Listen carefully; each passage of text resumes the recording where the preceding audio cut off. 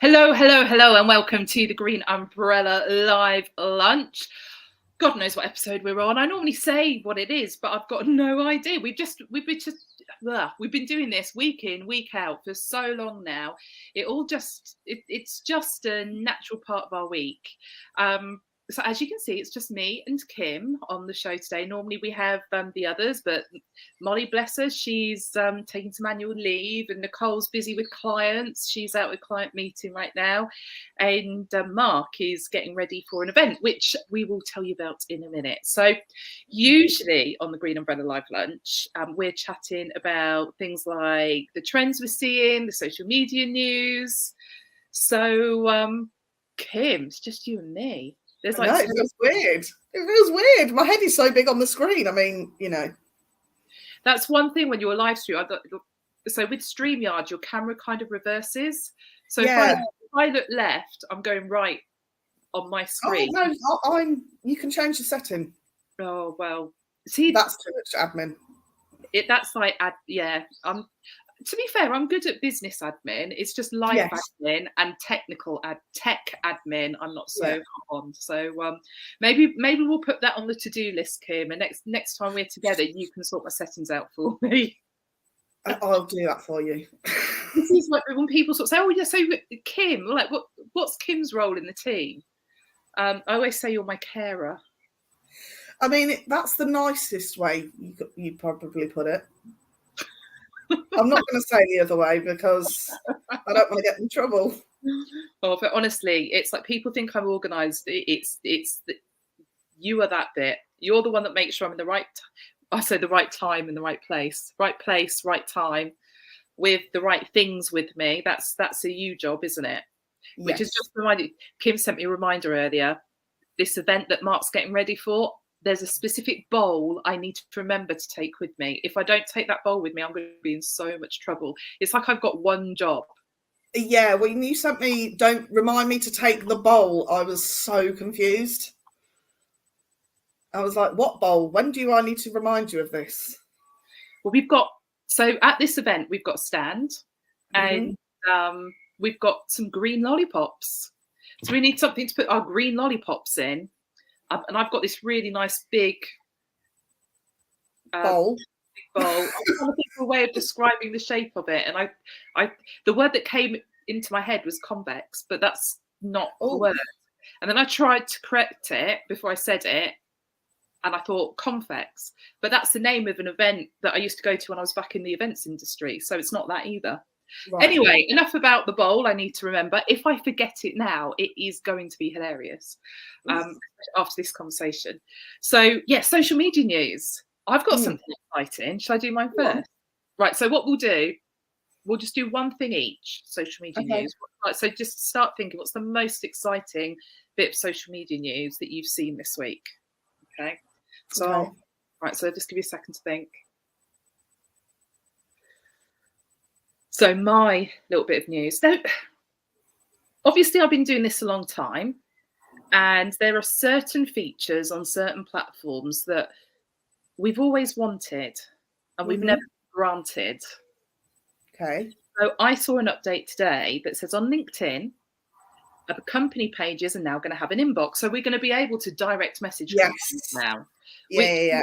It's been such a long time coming. Like, how often do messages, like I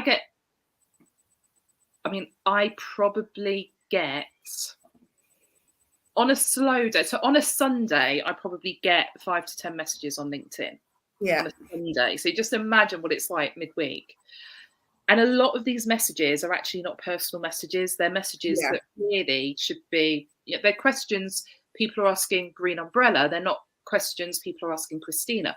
Although obviously people want to talk to me because I've worked on my personal brand. I'm known within our niche market through my personal profile. So being able to shift those conversations into the Green Umbrella DM is just like very exciting, very, very exciting. So my only issue is I can see a lot of spamming coming through.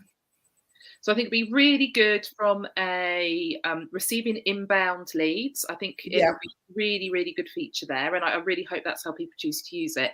But I'm a little bit worried that you know, I get a lot of pitches for SEO. Mm-hmm. And, you know, things like that. You know, are you looking for an SEO partner? Are you looking for a partner that can offer video and all this kind of stuff? So I can imagine being in that business wanting to target companies, because the person running the LinkedIn company page probably is part of the marketing department. So it would make a lot of sense, you know, collabs and that kind of thing. You know, I get pitched, oh, I saw you wrote this blog, we could write a fantastic blog for you on SEO. And you kind of look at the source and you're like, not so much. Don't think you're the right fit for a partner of ours. Yeah. There's some very specific criteria around who we want to offer content for us. So yeah, I think it would be quite interesting. What are your thoughts? Do you think, so my first thought when we first heard about this, because I think we briefly mentioned it on last week's live lunch, do you feel then they've kind of toyed with us there's been a couple of times over the last couple of years where LinkedIn have said this feature is coming, but we've now seen it roll out on some pages. Oh, okay. So right now. So my thing is, would it then, so I like the idea that people come and talk to us as people and we build a relationship. Do you think by going through a company page, you lose that aspect a little bit? Possibly. However, I feel that communication coming direct into the company page, the right person can pick it up. Whereas at the minute, I might, you know, you might get an inquiry and then you'll think, and it's to do with printing banners, and you're like, actually, you need to talk to Mark. Yeah. Whereas we can all look at it and go, Mark, can you pick that up? Yeah. And it's one less step for the end user. Yeah. Absolutely. And realistically, your marketing should add value to your business, and it adds value to your business when people are following the brand. Yeah. If I walk away from the business, all my connections go with me. Yeah. I won't. I promise I won't. But yeah, if I were to step away from the business, all my connections would go with me. We had this when I took over from the founder. She left the business, all of her connections went with her. We were left with the followers of the company page. So it's really important you build your personal brand, but you channel things, drive them, possible. Yeah. So yeah, I mean, this is why when we get inquiries and that kind of thing, and it's someone we don't know particularly well, it's like one of the key questions I ask is, what's your exit strategy? Because that's going to change the way, especially with LinkedIn, the way that we manage things, what advice we're going to give, what guidance we're going to give, how everything's going to work, how are we going to put in terms of positioning the brand. So like I said, I do a lot of my personal brand, but one of the reasons we do live lunch is so that people understand that we are a team, we're not just one person. Yeah, because I think people, you know, it's a bit of a big deal, as you keep telling us. When people think Green Umbrella, they think you. So then having this sort of thing, like, you know, people can get to see that, yes, you are the one that's, you know, out there schmoozing, networking. I call it wine on a Tuesday night, but we'll call it networking. Thursday night. Yeah, Tuesday went no. But yeah, they get to see all the different elements and actually see that all this fun stuff with George and the bright colours, that's because we're actually quite fun and a little bit mental in the best way possible. I think we're fun, we're energetic, that's what we communicate through our brand, but everything's also quite uncomplicated. Yes, yeah, for sure. You know, you know, what we do is about helping people stand out online. So that's what our brand does. It stands out online. Yeah. That's the goal anyway. People might add in the comments now going, no, never noticed you. Yeah, who are you? Looking kind of grey. So, okay, so have you had, like, did something spring into your head? Has there been something this week that's like stand out for you? Okay, so there's been a couple of bits. There was a tiny one about Instagram notes and music. No one's going to bother with that. But I think the one that was kind of like, oh, okay, I see what you're trying to do, is Twitter is now putting more restrictions on people being able to spam direct messages. So it'll come up with, you've hit your daily limit for direct messages. But don't worry, because we can fix that for you if you pay $8 a month. and Blue. Twitter Blue. Yeah. So basically, you can spam as much as you want as long as you pay Elon for it. See, So, I don't think that DM strategies, direct messaging strategies, work well on Twitter. okay. I really don't. I still didn't use it. Yeah, I just feel people don't even check it really. Yeah. Like DM strategies work really well on Instagram, especially for coaches, consultants. Yeah. Coaches, consultants, speakers, authors, trainers. DM strategy works on Instagram. I struggle to see it working anywhere else. And I think it's about the mindset of the person you're trying to reach. We've got to remember when people use Instagram to follow the people they seek inspiration from. Yeah. That motivate them, or to get that sort of they feel like they're a little bit closer to that person. Yeah, the celebrities you follow, the influencers you follow, you want to get that fly on the wall experience of what they're doing. Yeah. On Facebook, yes, there's an element of that, but people are using it more to stay in touch with friends, family, extended family. Yeah. So when you get a DM on Instagram, it kind of, there's an element of alignment there, which is why it works for those kinds of businesses. With Facebook, I feel like a DM strategy on Facebook feels quite intrusive. Yeah. That's true actually. If I get a DM on Instagram, I'm like, oh yeah, I'll happily sit and talk to one. If I get it on Facebook, I'm like, what are you trying to do? Like, who are you? Why are you trying to, like, that's obviously a scam, something, blah, blah, blah. So it is literally, I don't know you, block straight away. Yeah, absolutely. It's weird, isn't it? It really is. Like LinkedIn, again, those kind of outreach messages, dependent on how they start off, a direct message strategy can work really nicely on LinkedIn. However, I'm really, really anti automation on that. Yeah, it's just, I get like a little teeny tiny little level of rage when I get the, hey, I've come across your page. And so I really want to go back and go, what specifically did you like about my page then? But then I'm like, no, don't feed into it. Because it's just like, it's when I get DMs about on LinkedIn, when I get DMs about social media management. I love that. Yeah, go and have a look at my website. Tell me how you think I can improve.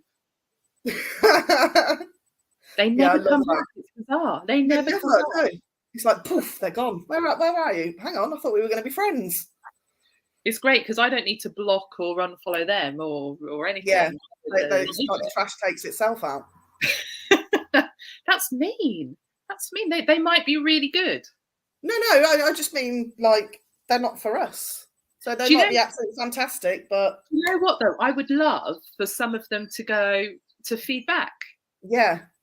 And go, well, actually, like I can see this is what you do. However, this is what I'm observing, because this is that'd be really good.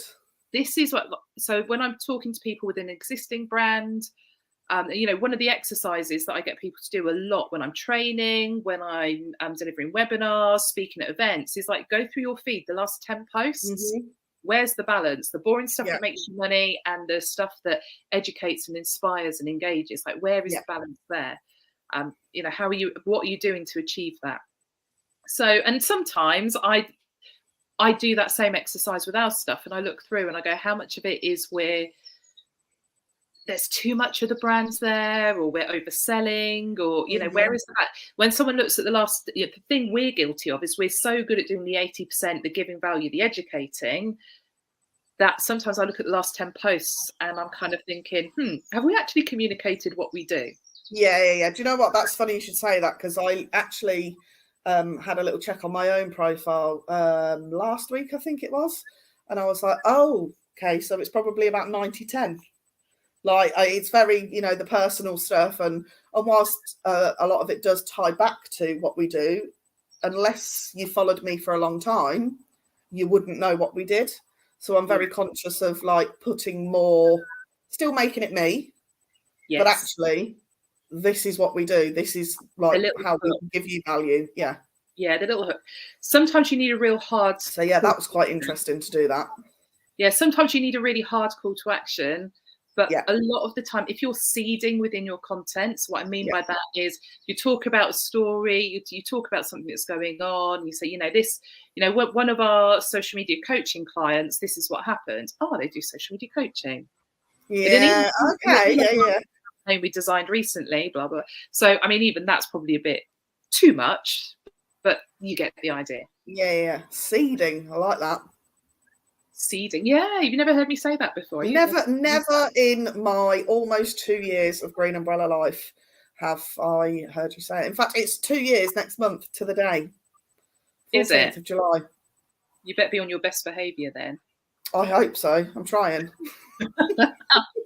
Amazing. Cool. Okay, so exciting things in our diary the next couple of weeks. Lots of events, key events for us. So we are going to be at the TEAM conference at the end of this week, and members only, which is a recruitment. Well, so TEAM's a recruitment organisation, and members only is a recruitment organisation. So, TEAM conference this week.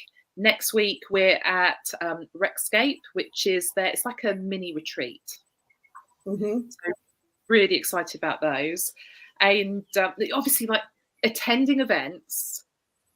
There's so much to think about, whether you're attending an event. In the other business I'm involved in, Success Psychology, we host events quite often as well. So the blog I've written this week that's going to be published tomorrow is basically, it's like 13 ways to promote your event, because there is so much in terms, like, people will pay to attend an event. Maybe they're going to pay extra for a stand. Maybe they've got to pay for a speaking slot. I don't pay for speaking slots. But I'm like, you pay me, mate. No, that's not. Well, that is kind of true, but I'm not being paid for either of these. But you might have a speaking slot, and obviously you want to maximise that in terms of lead generation. But then you've also got your hotel costs, your food.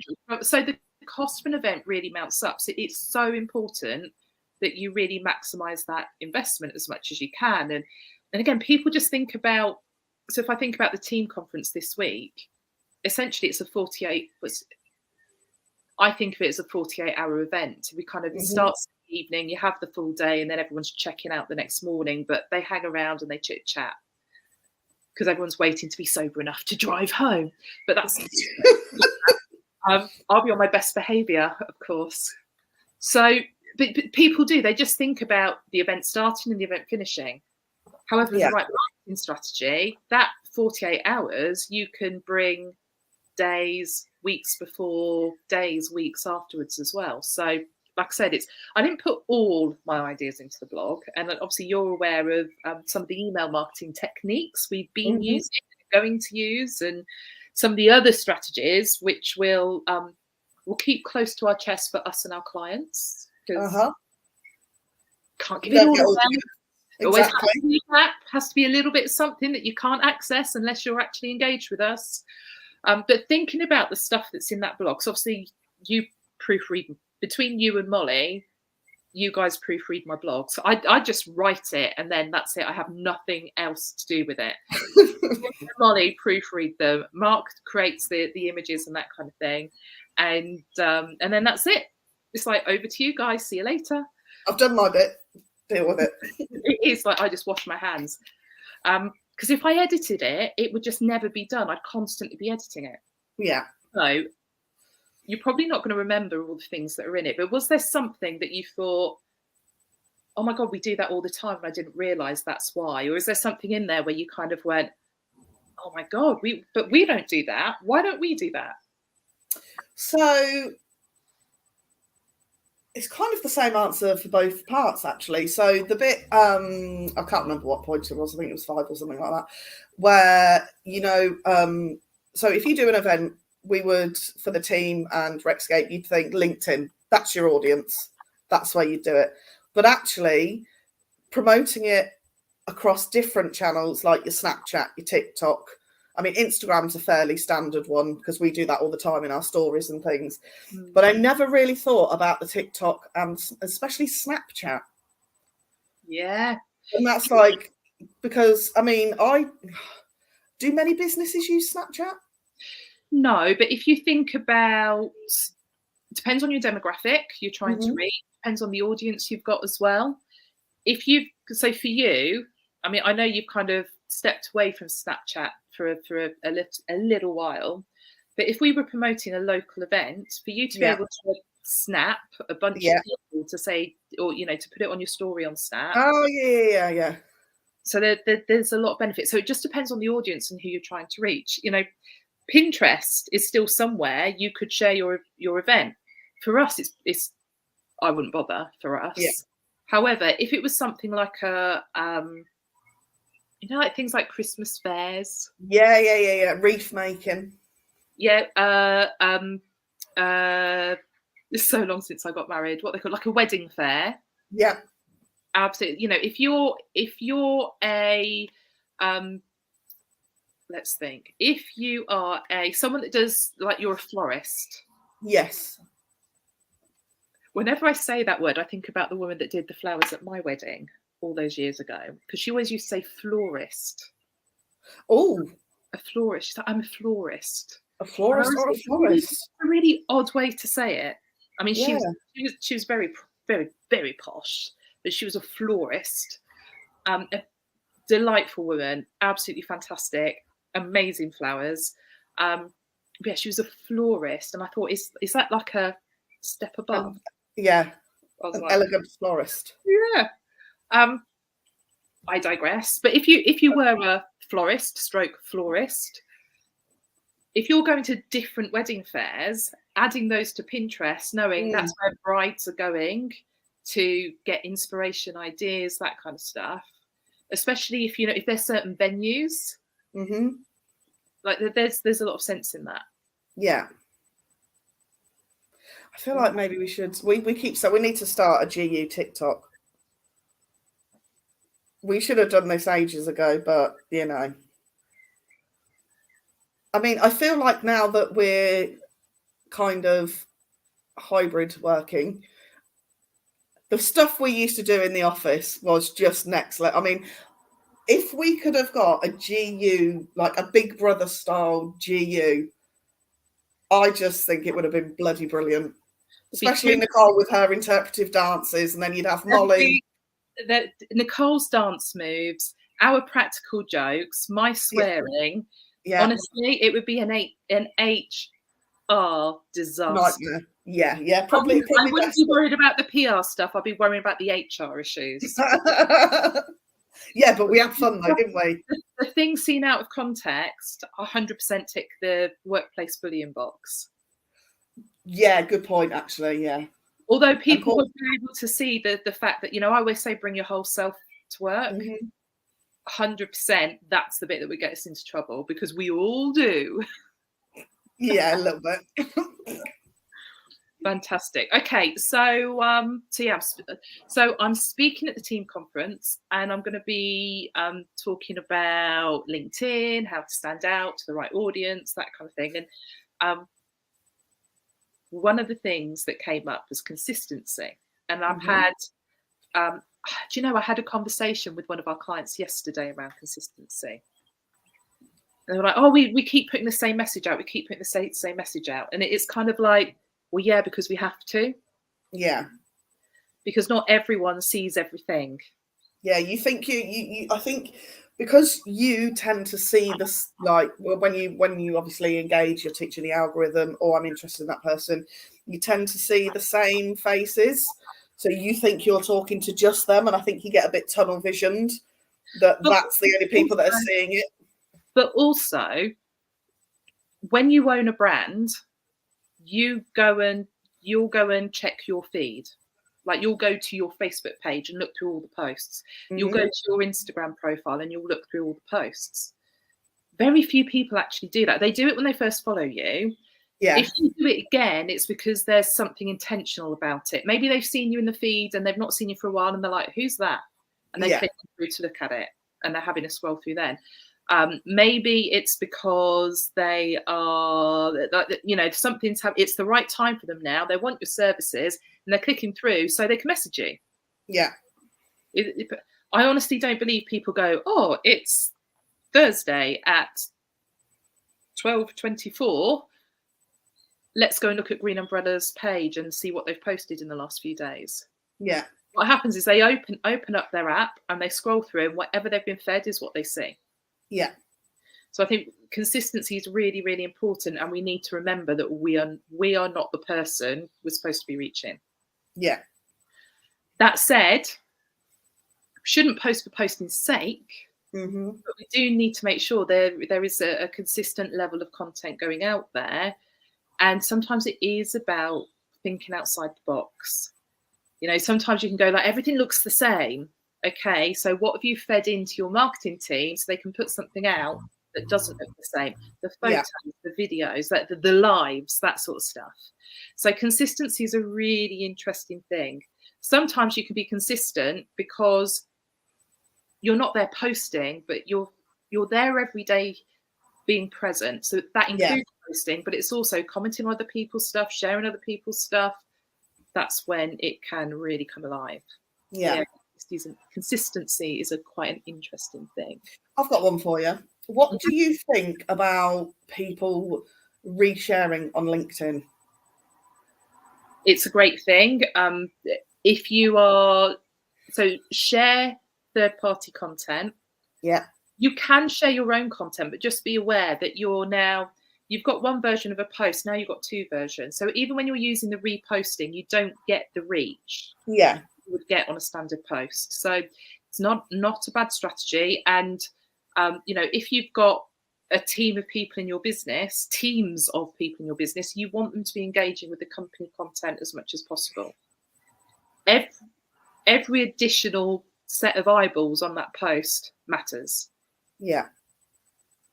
And with a reshare, I think I might know the answer to this. So just a straight reshare versus actually telling people why you're resharing it. Oh, so you've got to tell them why. It drives me mad when I just see so-and-so reposted. Okay, why? Like, what is it that interested you about it to reshare it that would interest? Why should I use my time? Do you know what I mean? I feel like it's very lazy. Times it is lazy. It's 100% it's lazy. And I'll hold my hand up and say there's times I've done it because I'm rushing in between things. I've had the ping and I've gone, right, repost. Yeah. Thinking I'll go in and edit it later and add something that I never do. No, of course you don't. Too busy networking. Net drinking. Yeah. Honestly. Do you know what? Should I share this? I was at a meetup with, networking with a group of recruiters a few weeks ago. And it kind of got to the end of, like these events, there's the formal part of it and there's the bit where some people have drifted off home and like the bar, there's this like magnet pulling everyone to the bar. Yeah. Then it's like, where are we going next? You're the person that does that. Well, you 100%. Here's what happened. We got to that point. And I think it was like 7:30, 8 o'clock. And I was like, right, guys, I need to go. And they're like, what? Are you okay, hon?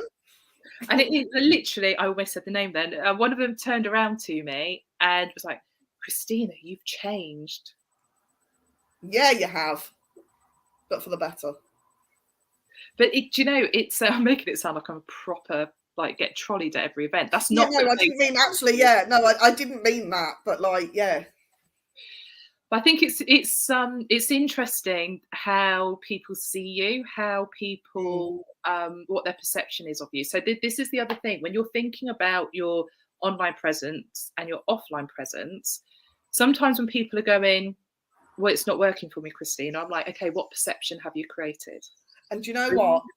I remember that's one of the things that sticks in my head. And I still think about it. I think a couple of months after I joined, and you were like, have a look at your social media.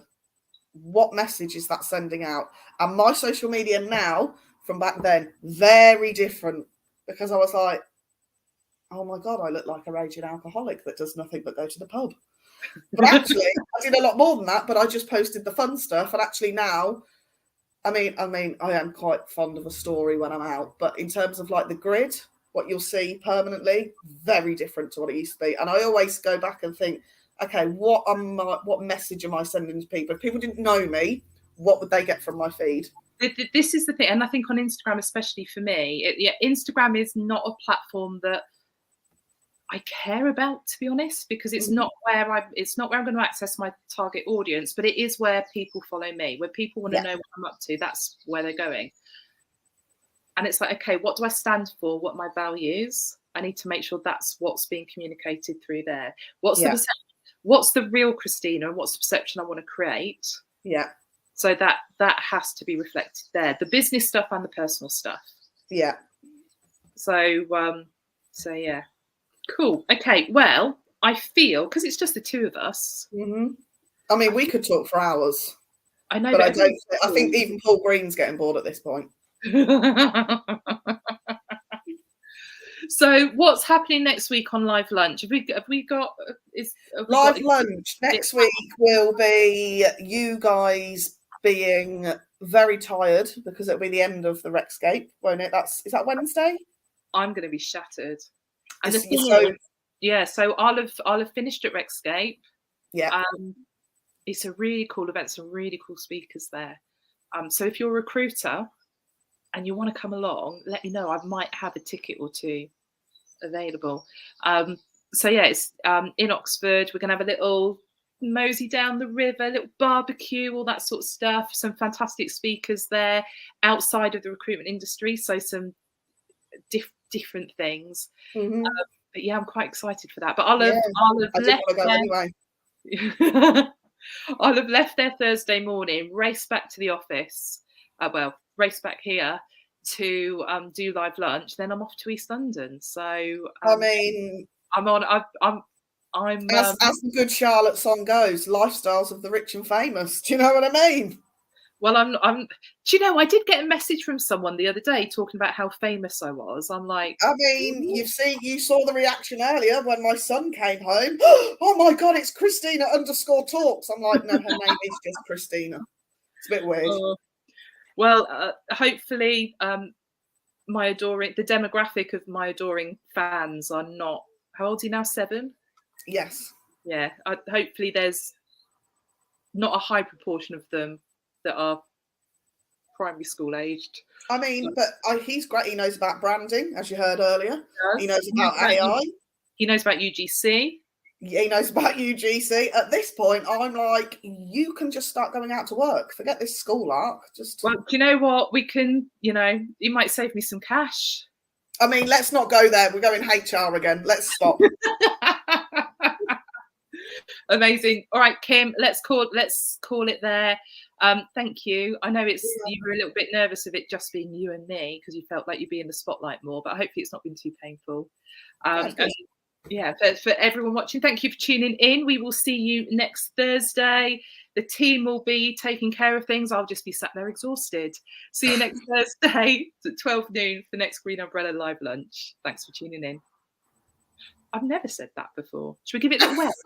The screenshot. Look, a cute waving shot. There we go. Hi.